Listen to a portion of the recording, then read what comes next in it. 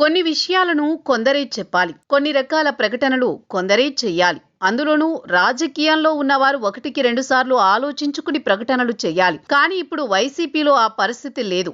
ఎవరు ఏం మాట్లాడుతున్నారో తెలియడం లేదు. సీనియర్లు సైలెన్స్ పాటిస్తున్నారు, జూనియర్లు ఇష్టారాజ్యంగా మాట్లాడుతున్నారు. ఇది ఖచ్చితంగా తటస్థ ఓటర్లపై ప్రభావం చూపుతుంది.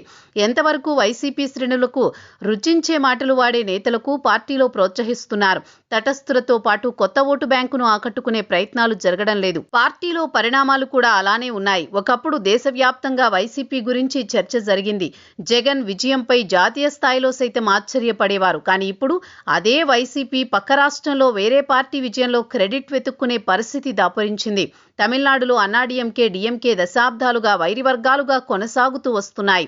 ఈ క్రమంలో జాతీయ స్థాయిలో ఆ రెండు పార్టీలు చాలా ప్రాంతీయ పార్టీలతో స్నేహం చేశాయి.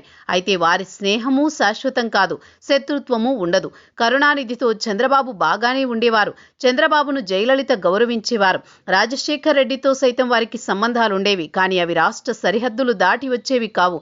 ఏ రాష్ట్ర రాజకీయం ఆ రాష్ట్రానికే ఉండేది. కానీ ఇప్పుడు తమిళనాడులో విజయ్ గెలుపులో కూడా వైసీపీ క్రెడిట్ వెతుక్కునే పరిస్థితికి వచ్చింది. 2019లో 151 సీట్లతో దేశం తన వైపు చూసుకునేలా విజయం సాధించిన వైసీపీ అటువంటి పార్టీ విజయ్ గెలుపులో క్రెడిట్ వెతుక్కోవడం ఏంటి? ఖచ్చితంగా ఏపీ ప్రజల్లో ఇదో నెగిటివ్ ఫీడ్బ్యాక్. గత 2 రోజులుగా మీడియాతో పాటు సోషల్ మీడియా చూస్తుంటే మాజీ మంత్రి రోజా ప్రకటనలు కనిపిస్తున్నాయి. ఆమె స్టాలిన్ నేతృత్వంలోని డీఎంకేకు మద్దతుగా ప్రచారం చేశారు. స్టాలిన్ పాలనను జగన్ పాలనతో పోల్చారు. పనిలో పనిగా చంద్రబాబు సర్కారుపై విమర్శలు చేశారు.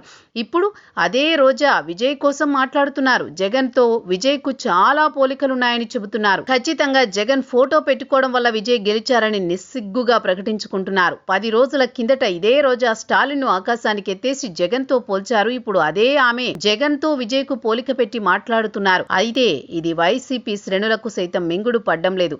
తటస్థులు యావగించుకుంటున్నారు.